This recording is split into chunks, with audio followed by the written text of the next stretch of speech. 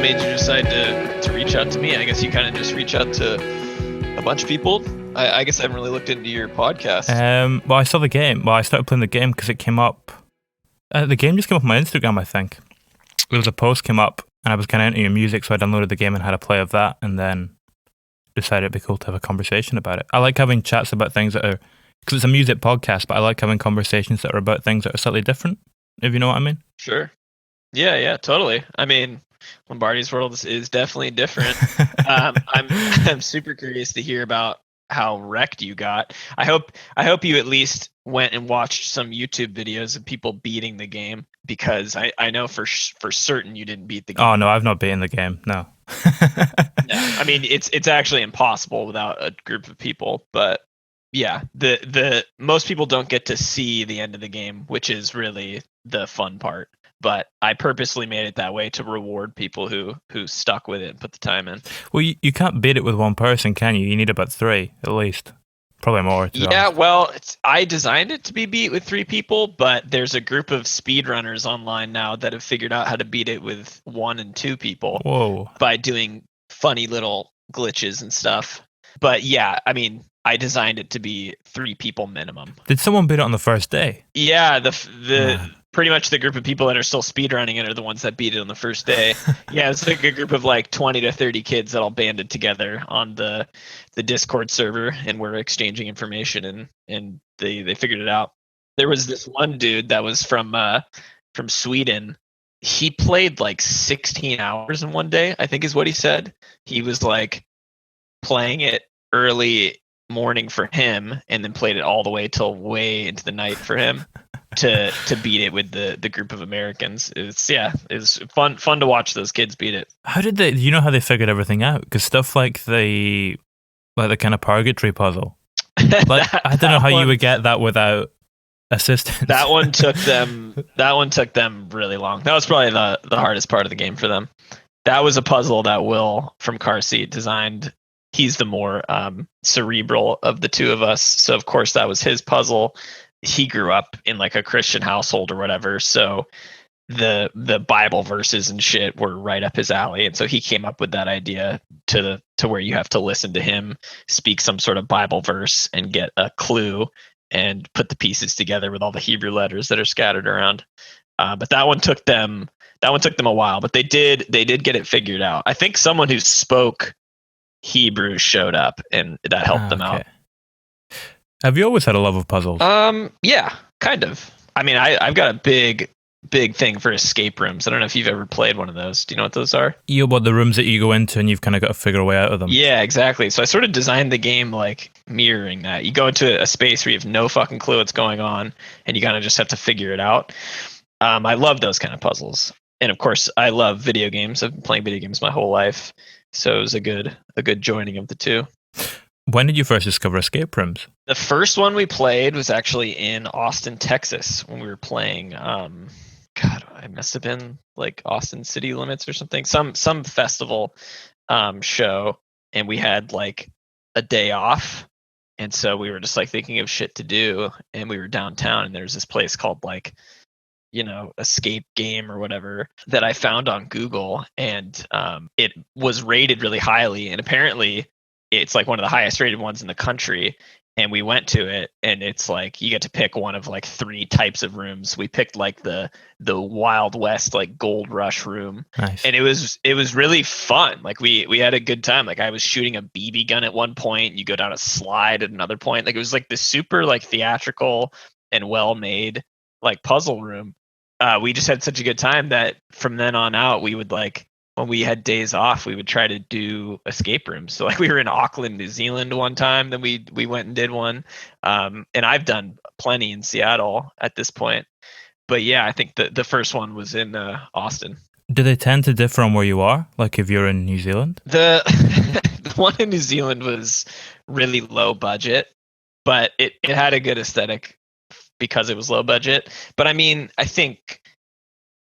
guess I've only done a few abroad, but like, or maybe that is the only one I've done abroad, but it didn't seem like it was crazy different. I do have a friend that went to China, and he did an escape room, and he told me that it was like kind of sketchy. Like at one point you had to like hold your breath and like swim pretty far underwater to like make it to the other side of this thing. Like it was like a really like you could die type escape room, and those just would not fly in America, I don't think.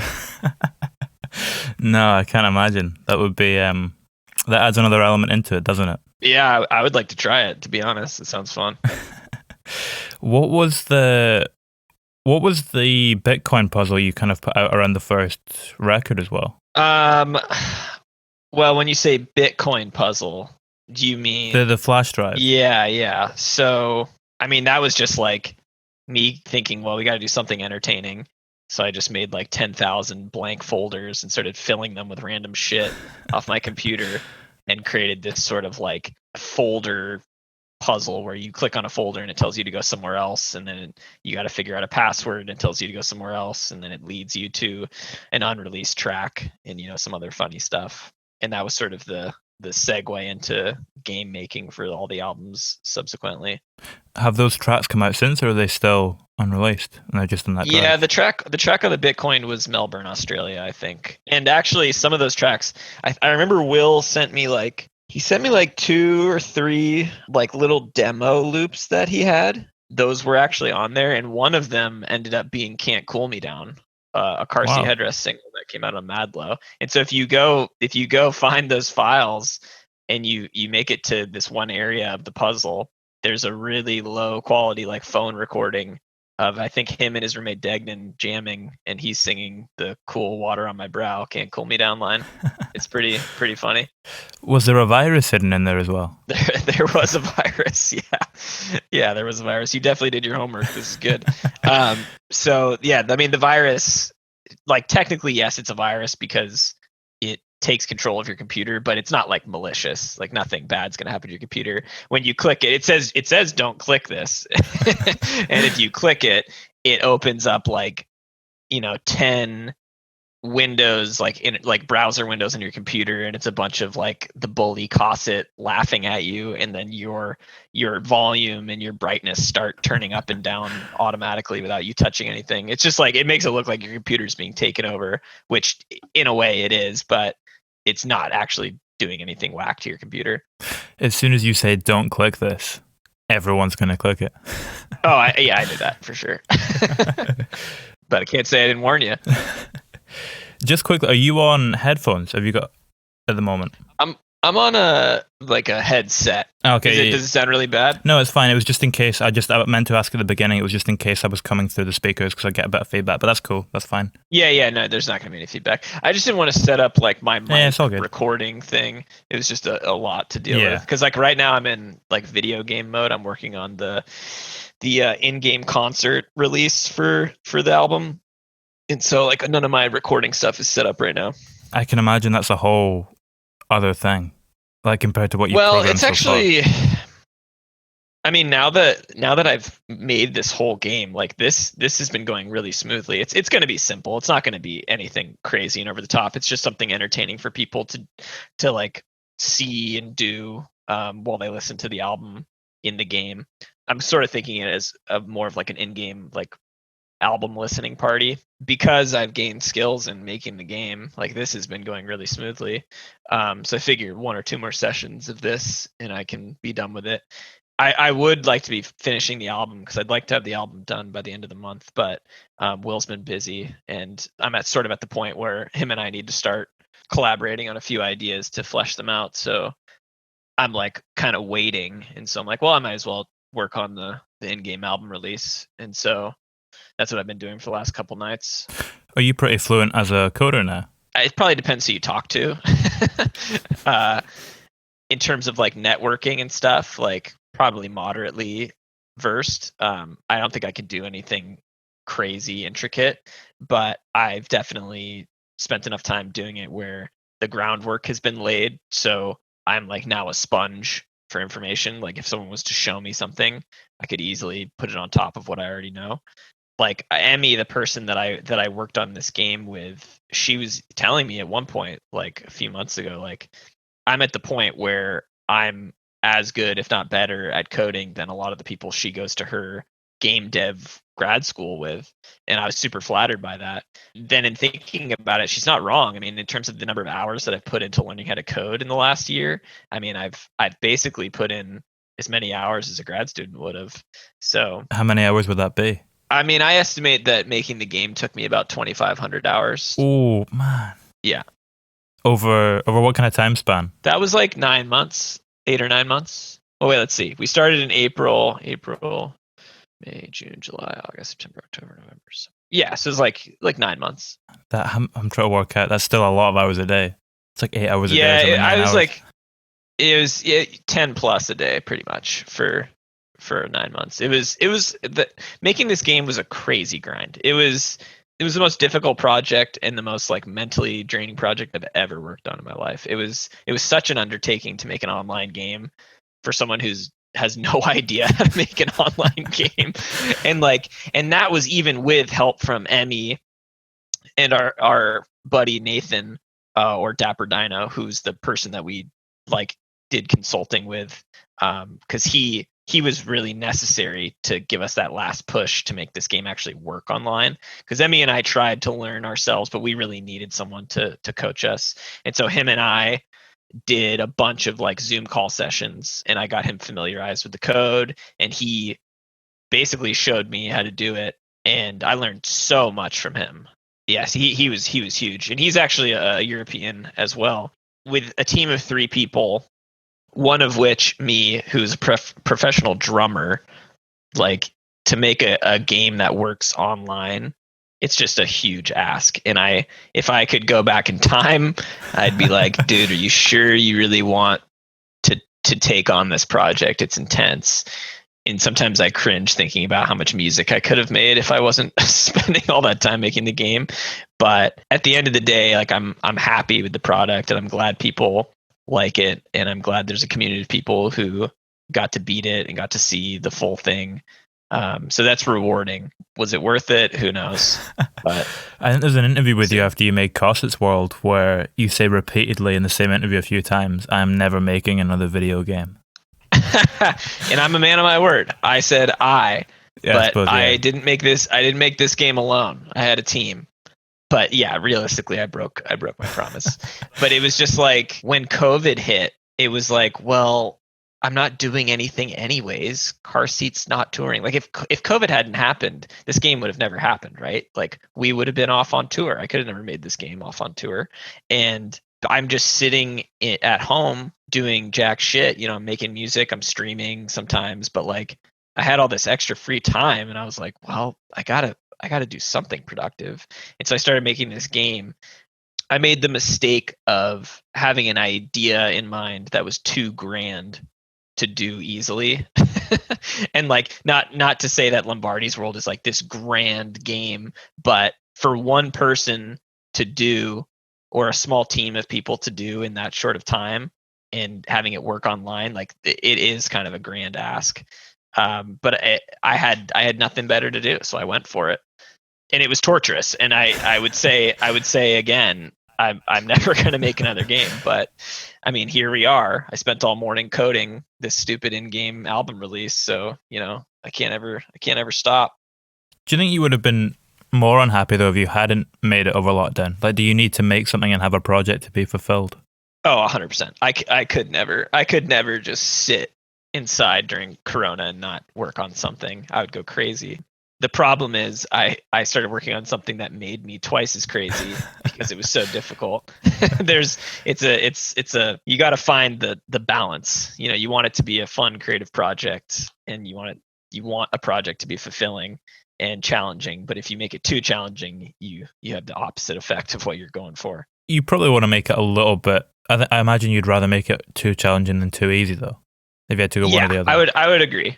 Yeah, because then you don't feel accomplished. Like, yeah, I could have like paid somebody a shitload of money to like make a game for me. Yeah, but that wouldn't be very fulfilling, and that would be a huge money drain, especially during a time when we're not making any fucking money. So I mean, yeah, I think yeah, challenging is better than too easy, but it was still a truly brutal journey. I can't overstate that. It was really, really mentally tough. Is that because you're learning as you're doing it as well? Yeah, exactly. Because like you have this idea in mind, even if it's something super simple, like I want to make the character shoot a green laser when the person clicks the left mouse button. Like something simple like that you get in your head, and you start trying to do it and it's just not working. It's not working. It's not working. And you're just Googling and trying to find the answers to these questions. And you know they're out there somewhere. And you know if someone just showed you, you could do it immediately, right? And so there's something super frustrating about wanting this really simple task done and not being able to do it and not having the proper resources to get it done quickly. And it's like you get in this like little like crazed loop. You just try stuff over and over and over and over, and you start to go kind of crazy. And I mean, I think if you talk to anybody that does coding, they've probably experienced that before. It's a really frustrating thing to do, because like for me with music, like I know how to make music. It comes fairly naturally to me. And if I have an idea, I can usually do it how I can usually put it out into the world how I kind of had it in my head. And it's not that frustrating. There's definitely other frustrations with making music, but when you're coding, it's just like this is either right or wrong, and it's just soul sucking when you can't get it right. And so yeah, because I'm so bad at coding, like, or at least was, I guess I would still say I'm pretty bad at coding. Because I'm so bad at coding, I just found myself in that mental pit so often. What's the learning curve like for making a game in coding as opposed to making music? It's a lot steeper, that's for sure. I mean, music just comes naturally to humans, right? Everybody can hum. Everyone can sing a ditty, even if they're out of tune. You know, everyone can, you know, bang on a pot and a pan and make some sort of noise. Like music is so instantaneously gratifying, right? Like if you're making a track, you could just go grab a guitar, and even if you don't know how to play, you can at least like strum the strings and they'll make a noise, right? With coding and making a video game, instant gratification is out the window. Like you can't just sit down and make the computer do something even when you don't know how to do it. As like you can hit a string on a guitar. With a computer, like to make it do anything, you have to put so many hours of work into getting it to do the most simple thing. It's not coding is not natural to human beings. And so it's not gratifying until you start to hit strides and until you start to make gains. That's when it starts to feel good. Like when you solve that coding problem, that's the gratification. But you have to put so much work into it, as opposed to recording a track. Like you can just hit record and just start singing something, and then you have something, right? Like you can listen to it immediately. And it doesn't work that way with coding. Does that make it fulfilling in a different kind of way? Totally. It makes it feel like little victories every time you figure something out, right? Like you have this problem, like getting the character to shoot a green laser, right? You work for hours and hours and hours and it's just not working. It's not working. And then you have this like little epiphany and it works, and you're like, oh my God, I'm the king of the fucking world, right? Like it feels so good. That's the difference between the music and this. Now, not to say that music doesn't have that. Like I've definitely, part of what makes music so fulfilling to me is that feeling you get when you make something and you play it back to yourself and you're like, oh shit, this is sick. And you get that, you know, the hairs in the back of your neck stand up. And that's that really gratifying feeling. It's, I think, a lot more intense with coding because there's so much pain beforehand. The thing with the game as well is that it almost has its own like culture. Like you're building a world with it and you've got all these characters and these different kind of textures and landscapes in it. Do you come up with a list beforehand of what you want to feature in the game, or is that something that kind of unveils itself throughout the process? That's a good question. Yeah, I mean, it's kind of like half and half. A lot of the way that I work is just like figure it out as you go. But there was a few things. Like I knew I wanted there to be a big boss battle. I knew I wanted the boss to spawn in at a certain time. I knew I wanted these 3 characters in the game because these are 3 characters that are going to be off the new album. Besides that, it was just like, okay, I know there's going to be puzzles, and then the rest was like, well, let's just start putting shit into the world and see what works. Like originally the Ice Mountain area, that was like a big beach oasis with palm trees. The earlier version of the game had this huge desert palm tree scape with this big like what do you call like a an oasis water well, like a big pond or Yeah, whatever. just an oasis, I think. Yeah. Yeah, and so it had this huge water thing, and there was going to be a puzzle to get your upgrades in this oasis area, and I didn't really like how it looked or how it turned out, so I just scrapped the whole thing and just started doing the ice mountain thing, and that's when I was like, oh, sledding would be fun. So I spent like 2 weeks figuring out how to make a sled work, and it's a whole adventure in itself. So yeah, a lot of it was definitely just like figure it out as you go. But the basic framework for the game I had planned out in my head. Yeah, you have the structure there, but then you kind of have room to experiment and play with it. Totally. At what point does the music start to enter it then? We're speaking about the sledging there. You've got this sled song. Well, I knew that the game needed music. Any good game has music in it. And I was like, well, as far as like tasks go for the game, that's going to be the easiest thing for me to do. So like, yeah, the sledding song, I just threw a beat together in like 2 hours and just had my roommate come in and just ad lib over the top of it. And I chopped it up and there's your sledding song. Right. So those parts were super easy. And then like the 5-minute build song before the boss fight starts, that was one where Will came over for a day or two maybe, and we worked on that together, and then I mixed it and mastered it and plopped it in the game and coded it up. Yeah, so the music was the easy part. That was the easiest part of the game. Does the game feel different when the music's there? Like when you play through it? Because you played through it before the music had been added on, yeah. Oh, yeah. The game without music is terrible. Yeah, you got to have the music.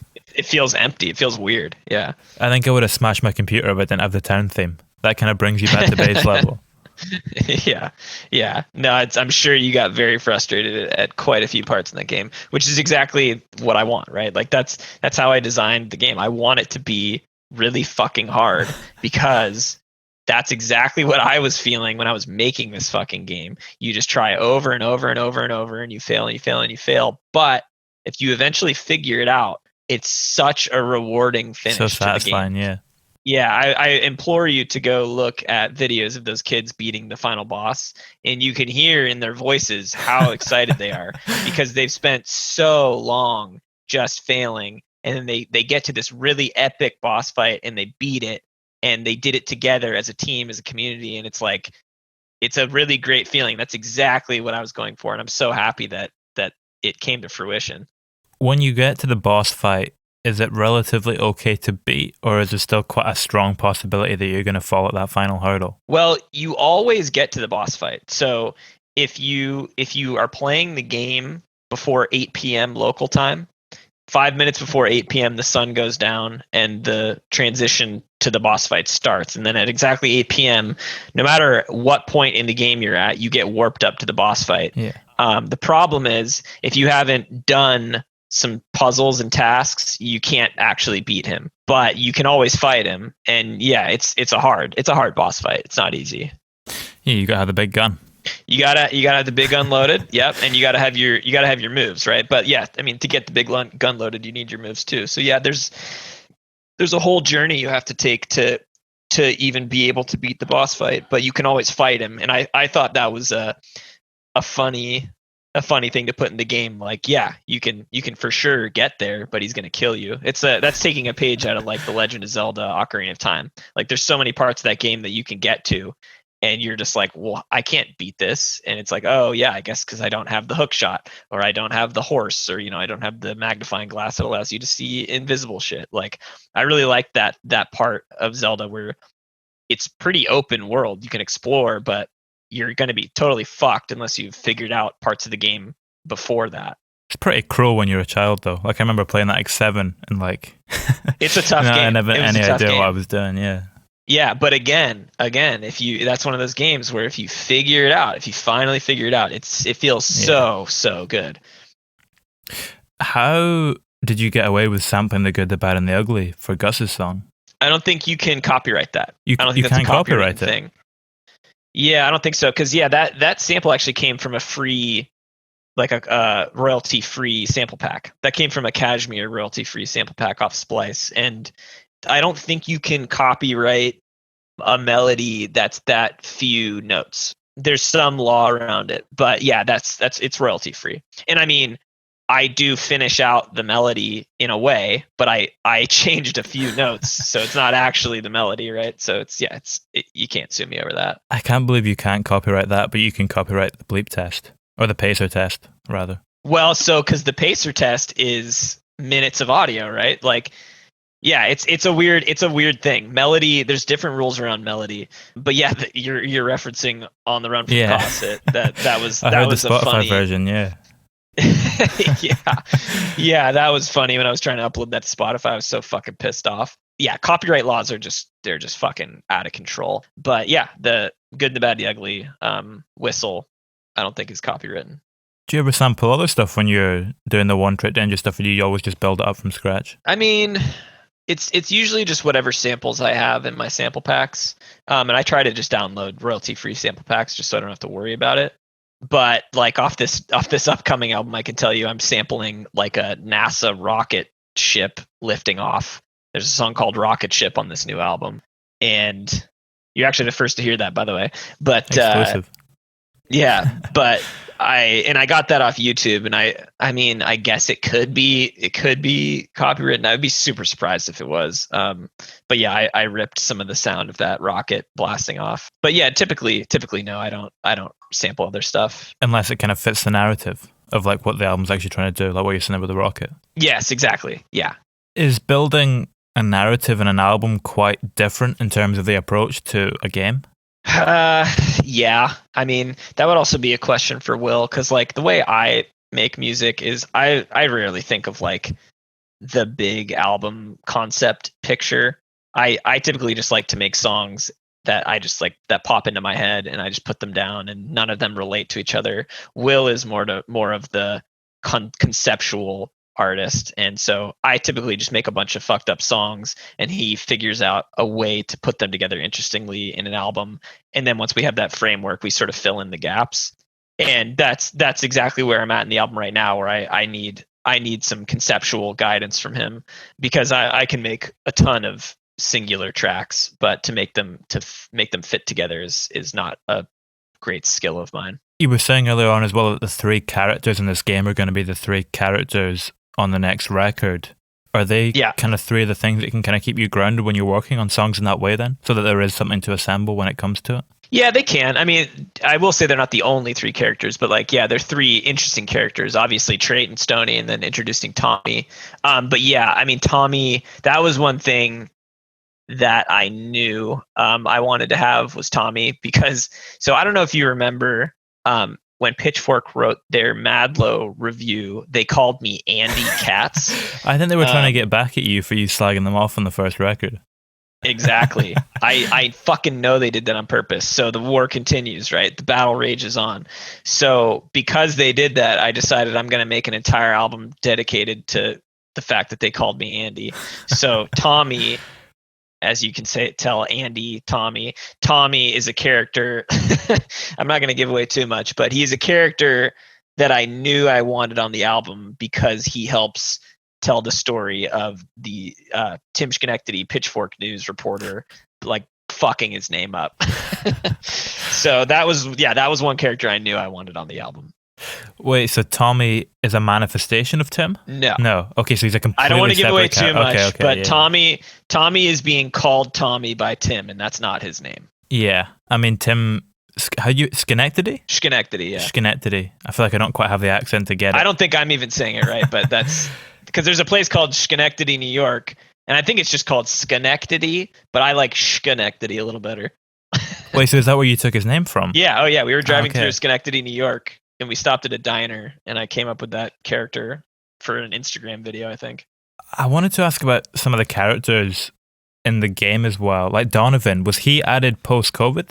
The kind of plague doctor figure? Donovan has nothing to do with COVID, because I just go on this like Unity asset store and I grab whatever I can find that's free in terms of like characters and stuff. And he was just one of them that I saw. So no, that had nothing to do with COVID, but I mean, all those characters were put in the game just to make the game a little more interesting when you're walking around in the area. Who voices him? So Donovan is actually my roommate. So my roommate is the same guy that does the rapping on Drove My Car. He's actually involved in a lot a lot of the 1TD songs because he's just a hilarious guy and he's great at ad-libbing. So I put him in front of a mic all the time. He'll be on this new album as well in certain spots. He plays Tommy on the new album. Nice. Drove My Car is the one that is then sampled on Deadline's Thoughtful, right? Yes. Yeah. Yep. That's an interest. Is that kind of partly what draws you to EDM? The way that you can kind of take that beat and elongate it a little bit and do something completely different with it? Oh, it's definitely a part of EDM that's cool to me. Yeah, resampling, remixing is just like at the core of EDM. Yeah, it's I would say it's part of it. Does it feel more forward facing in that way to you? Like the kind of stuff that you're touching upon like in Unique on the records and stuff? What do you mean by that? In terms of the future of music, does it feel like something that's maybe music is going to head more in that direction? Or, oh yeah, no doubt. I mean, it's already there. Like sampling and remixing, it's like what everyone's doing, right? Like, I mean, it's always been done, but it's just being done on such a exponentially large level right now because everybody has access to recording equipment now. Everyone's a bedroom producer. Anybody can go grab, the melody or the piano part from a song and put it in their song, or anybody can go grab a sample, or it's just like there's just such a crazy amount of remixed content being put out now, which is why I think copyright laws need to be completely redone because they just don't really fit in like the modern dynamic of content creation. And hopefully they'll change soon. Yeah. I remember speaking about it on the podcast once before with a Tribe Called Quest's Can I Kick It?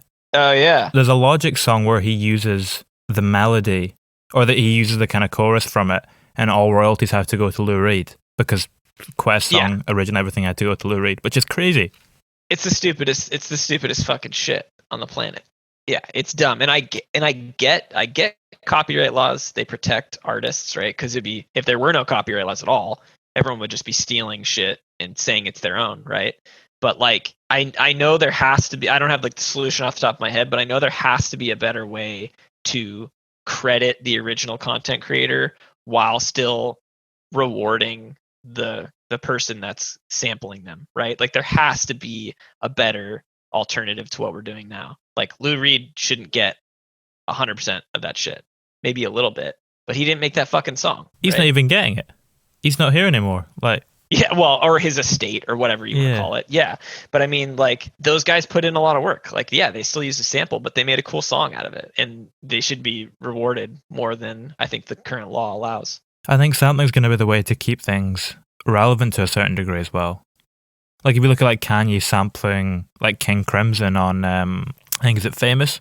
I'm not a Kanye fan. I don't even know that song, but I know what you're talking about. Like, yeah, I mean, it's a great way to make cool content is to resample. And at the end of the day, like the world just feeds on entertainment, right? That's why we go to work, is so we can like enjoy life. And part of enjoying life is consuming content. And like if you choke people out for making content, you're not going to get as much content. It's like we're shooting ourselves in the foot. But again, like you do want to protect original artists because they deserve credit and they deserve to get rewarded for their work. But yeah, we gotta redo the whole system. I feel like systems, they always they take a lot longer to change. That they'll change like 20 years after they needed to, if you know what I mean. So maybe we'll get something in 2050 or whatever. Bureaucracy is just slow. It's slow moving. Is that something? Does the video game world for you then feel like a more free place in the same way you're saying that you're taking like the Plague Doctor just from a sample pack? I would say it's similar because like even in the music world, there's a ton of free sample packs you can download. They're all over the internet, and there's a ton of non-free samples, right? Same in the game world. There's a ton of assets that you can pay money for. There's people that make a business out of them, right? There's 3D modelers that spend all their working time making models and selling them. Like that's a business. And the same way sample pack makers in music do. It's all fairly relative. And again, like those people, they're making samples and they're making assets and they should be paid for them for sure. But there's just a lot of fucked up rules around it. I don't know what like the analogy of royalties would be in the video game world. Maybe Emmy would be the person to ask about that. But yeah, I mean, they're definitely similar in that there's free stuff and there's paid stuff. But with the paid stuff in the video game world, do you just buy it and it's a one-time fee? That's what it seems like to me. Okay, yeah, I've never seen any like royalty shit in the music world or in the video game world. That seems like it'd be a more applicable theory to music. Like you pay a one-time fee for a certain track to sample it, and then you keep everything from henceforth. Yeah, that's a great idea. Yeah, exactly. Yeah, it would make way more sense than what we're doing right now. Maybe in 20 years, we'll see. Yeah, we'll see. Do all the characters in the game then have a hidden meaning, or just some? Or not a hidden meaning, but a kind of hidden joke behind them, or something that's relevant to your life? Well, I think Trait and Stony just came about from, well, Trait is a creation of Will's, and Stony was just a creation of a song I made called Stony Baloney, and that character just sort of became popular, and then the album art that was drawn by Remy Boydell sort of solidified the image of the character. But no, they didn't have any like deeper meaning. I think Tommy was created for my war with Pitchfork. I like the fact that you phrase it as a war. Oh yeah, totally. I mean, you can't fucking call me Andy and get away with it. It's an interesting one, isn't it? Where music journalism is at the moment. It's pathetic. I think the UK is worth a little bit worse for it than the US. Really? I think you've still got some people kind of flying the flag in an independent kind of way who really care about music. Well, the people that are doing the best job are people like you that aren't working for these big fucking conglomerate media sites. Like the best interview I did for the game before we did this interview was with a fucking high school kid that got it published in Vice magazine, and he did a great interview. He did his research. The article was great, and then of course he sends it to Vice, and the editor makes the worst headline I've ever seen. Because the editors pick the headlines, and it's just like, dude, these guys suck at their job. Every interview that I did for the game before that with these like larger like news outlets, they sucked. They're too big to care. None of them did their homework. None of them knew what the fuck they were talking about. Like you clearly have done your homework, and these people that work at these big news outlets, they just, I guess they understand that their cush job is going to pay them either way, so they just like don't give a shit, and they do terrible research, they do terrible interviews, and then they just write some fucking clickbait headline and they call it a day. It's a pathetic industry where it's at right now. This is what's going to fuck it in the long run, though. Well, that's not going to last forever. 10 years, do people even read it anymore? Like 10 years, people are going to catch on to this shit and stop giving. Well, it's not. Well, see, they don't care. It's not. No one. Of course, no one's reading this stuff. It's about clicks. They get paid on clicks, which is exactly why you make a clickbait headline, right? So you get the click, you get the ad money, and then you're done. And as long as people keep clicking, which they surely are, it's never going to stop. What was the headline for Vice, if you don't mind my asking? Let me look it up. It says car seat headrests drummer made his own video game franchise, regrets it. It's like, first of all, this isn't a video game franchise. I don't know what the fuck you think a franchise is, but this is not this isn't fucking Arby's, dude. I didn't make a franchise. I made an original game. And then the regrets it part, like, give me a fucking break. No, and then you read the article, and of course nowhere in the article does it say I regretted it. It says that it was brutal and it was hard, but I never said I regretted it. But of course, like that's how you get people to click on it, right? Yeah. Yeah, but they don't read it. They click on it, they get 2 minutes into the article, they realize it's not a thing, and click off. Yeah, no, most people won't read it. They'll just read the headline, and they'll maybe click to read the first sentence of the article or whatever, and then back out, whatever. But yeah, Vice doesn't care. They don't care, and frankly, I don't care either. I mean, it's publicity for me, but I could see me caring, in other situations. It's just poor journalism, and it's I don't know. It's just like the state of the entire world just seems, the quality of everything seems to be going down. Just these big companies, they get too big. They get too big to give a shit anymore. The world suffers for it. Yeah. Nothing lasts forever, though. Do you think that's an inevitable thing, though? Do you think even if these companies fall, do you think there'll just be new ones that kind of take their place? Or will something kind of fresher come through? I think it's just going to continue to get worse. I mean, I think conglomerates are just going to get bigger and bigger and bigger. I think overall quality of life for humans will continue to rise, but the annoyances of living under a monopoly capitalist society will just get worse and worse, unless something drastic happens. Like if America actually buys into socialism or whatever, I could see things getting better. We break up big companies, but the trend seems to be that that's not the case. I feel like the basis that America's founded upon, this kind of whole freedom ideology, that's inherently a right-wing thing, though, right? Well, now it is. Yeah. Okay, yeah. And I mean, it's not to say that like because if you're democratic, you don't believe in like freedom of speech and shit, like of course, and like freedom of market and stuff like that. But it's like the Constitution in America was written at a time when we didn't have these kind of modern problems that we do with the capitalist structure. And now that we're seeing them play out in real time, it's like, okay, well, yeah, the Constitution's great, but it was designed to be amended. We need to amend this ASAP. It's not looking good over here. I don't think I don't think free market is necessarily right wing. The right wingers, they jump on it because it's like, oh, you don't like capitalism, well then you don't like America. That's that's the caricature of the right winger. But we could dive into politics if you want, but it's going to take a dark spin.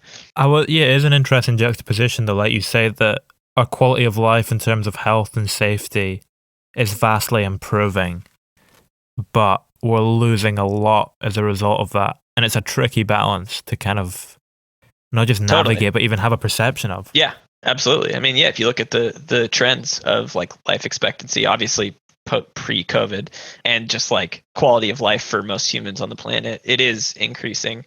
But at the same time, the wealth gap is increasing even faster.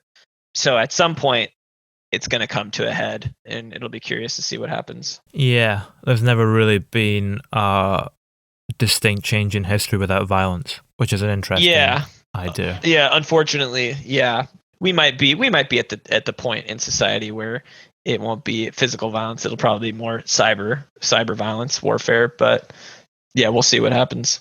It's like what you think about's been going on. There's an interesting kind of thing happening with this whole GameStop thing, isn't there? I mean, we were speaking about Bitcoin a little bit earlier. This whole kind of weird, GME, man. It's interesting. It's hilarious. Yeah, I mean, the world woke up and realized like, oh, we could just all band together and fucking wreck Wall Street. Do it. The problem with it, and the reason why I don't support it, and I didn't buy any of it, is because inevitably a lot of us peasants are going to get burned by it, right? Because yes, at the beginning, you're liquidating all these shorts that Wall Street has on GME, but eventually all those people that are buying GME early are going to sell and take their ton of profit. And then you have this whole slew of people that bought in too late, and they're going to lose a shitload of money. And so, I just, that whole thing bothers me a little bit. Because it is kind of like a pump and dump scheme, and inevitably people are going, like peasant people like me are going to lose money doing it. But as long as people realize that they're literally just gambling at that point, then if they're cool with losing a little bit of gambling money, then go have fun. It kind of highlights a little bit of the problem with the system though, doesn't it? As soon as your average Joe catches on to it, he's going to be losing money. Yeah. I'm no stock expert, but in a pump scheme like that, people are going to lose money. Now, if you're someone who's like putting money into a Roth IRA or something where like the general population just kind of every year commits a certain amount of money to their Roth IRA, then the whole economy and the market grows and everybody kind of gets their little piece of the pie as they get older. That's like natural good growth. But something like the GME thing is just, it's bound to fuck a lot of people over. Yeah. Speaking of people stealing from Wall Street, horses stealing from banks. Gus. Gus is an interesting one. This was written this was like written and produced on Twitch live, right? Yeah, I mean, pretty much the entire thing was made on Twitch. I don't think any of it got saved unless somebody recorded it, but I don't think Twitch saved it. But there was like, I did it over like the course of 2 weeks. It took a long time to make because it's a fucking long ass song. Yeah, it's 9 minutes? 8? Yeah, it's like 8 or 9. Yeah, and like the whole thing was made with this group of people on Twitch just feeding me ideas. Like I didn't come up with the name Gus. Like I was like, all right, Twitch, like what do you want me to make today? Started with a blank file, and someone was like, make a country song. And I was like, okay. Well, there's surely going to be a horse in it. What should we call the horse? And someone yells Gus. And so then I thought it'd be funny, like okay, this will be a country song only in the sense that it has to do with like farms and Wild West and horses, but it's going to be a rap song, and like an EDM song. Nothing about the music is country at all, which I think is a funny juxtaposition. But yeah, they just watched me make it and they fed me ideas, and it was a really funny and fun experience, and I'm glad we put it out. That's an interesting. Have you ever written in a way like that before, where you have like a whole crowd of people just throwing ideas at you as you're going through? Kind of. I mean, I used to call it Twitch Plays Ableton, where I would just accept any ideas from people. But that was the first time that I did it where we like actually finished a song, front to back. Probably because I liked the song. Like the other stuff that we had done before it just was kind of stupid. But that one I thought was hilarious. And so I was like, okay, we're for sure finishing this. And then of course, getting to release it for all the people that watched it get created, it was probably fun for them. And people like the song. I think it's a good song. It's not very palatable because it's 8 minutes long. But if you're ready for like a mini adventure of music, sit down and listen to it. You're saying that it's not as good, but it's not always very palatable. Why do you think it is that in that way comedy is kind of seen to devalue art? In the same way that like Superbad isn't nominated for an Oscar. Oh man, Superbad's my favorite movie. It's a great fucking movie. I mean, well, you can't compare Superbad to One Trade Danger, because Superbad is actually a great piece of work. One Trade Danger is funny, but it definitely has a lot of like holes in it. And like there's plenty of comedy music that is also palatable. Like I think a great example of that is Tenacious D. Like the song Tribute was so popular because it's hilarious and the music is really good. Like you could have made a non-comedy song to that music and it would have still been a hit, right? That's the difference between One Trade Danger and Tenacious D. Now, One Trade Danger is less palatable because the music is kind of harsh and like a little crazy, but at the same time, that's what gives it its unique aesthetic, and I think why it has its sort of core cult following, because it is so unique in that way. But yeah, don't mistake don't mistake the fact that One Trade Danger is not putting out as good of music as Tenacious D. Do you not think Drove My Car is kind of an example of that, though? The fact that you're able to take that into Deadlines and turn it into a really unique and wonderful song. That's kind of the music's there at the core, Yeah, well, I think Will was able to make it into a good song, and I think Drove My Car is a good beat too. Like it's a well produced beat, but I don't think Drove My Car would have any sort of following if it didn't have the comedy lyrics, right? Like it would just be like kind of a well produced, decent EDM track, but it wouldn't be special, right? The comedy is what gives it the special twinge. And hopefully someday we can get to the level where we're making great music that is also funny, right? Like I would like to get there, but it's hard. It's hard to do. It also takes time, which like kind of at the core of 1TD is the fact that we don't really spend that much time on the songs. Like that's sort of the fun of making it, is it's like you just kind of throw it together and that's that. And that's actually one thing that I'm excited about for this new album, is that because of COVID and because we're not touring, we've been able to actually make some pretty good music as well as put comedy on it. So I'm hoping that shines through on this next album. At what point when you're writing it do you kind of realize it's going to be a comedy song? Do you know from the off, or is it something that kind of emerges pretty at what point in the process? Well, I mean, if I sit down to make a 1TD song, I'm well aware it's going to be comedy. Okay, so you unless sit it's down like with a the remix intention or a cover. Yeah. Do you still sit down sometimes then with no intention of what you're going to create and just see where it takes you? Totally. Yeah. I mean, that's a lot of the 1TD beats start like that.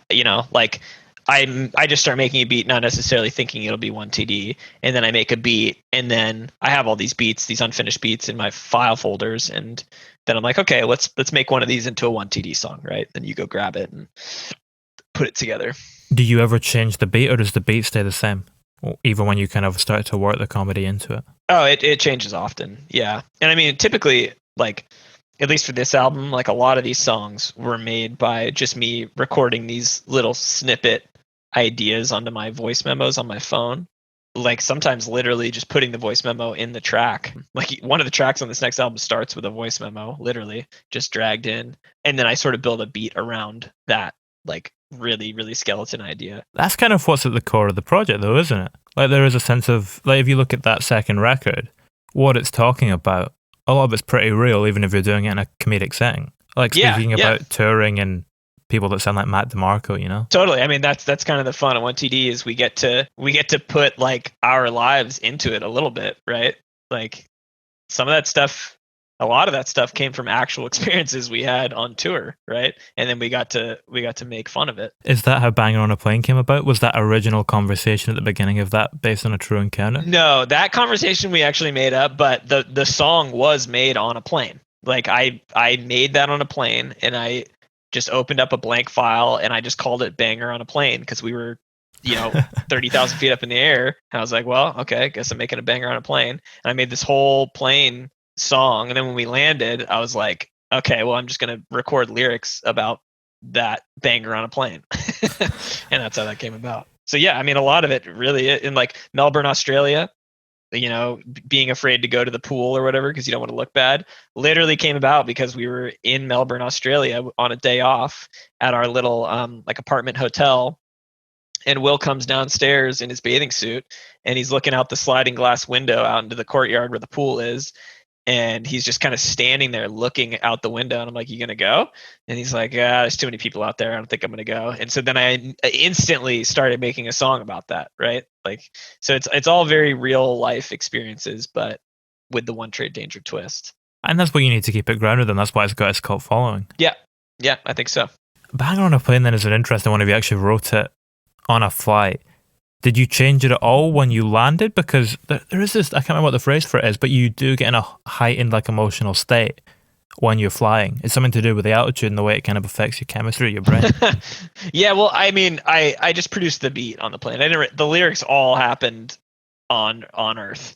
But yeah, I know what you mean. Do you ever try and do that? Like put yourself in a different headspace in order to kind of make music or any kind of you art? have to. Yeah, you have to. You can't just sit in a room with 4 white walls and make good music. You gotta go get a lot more input. Like basically 5 times as much input as the output that you're making.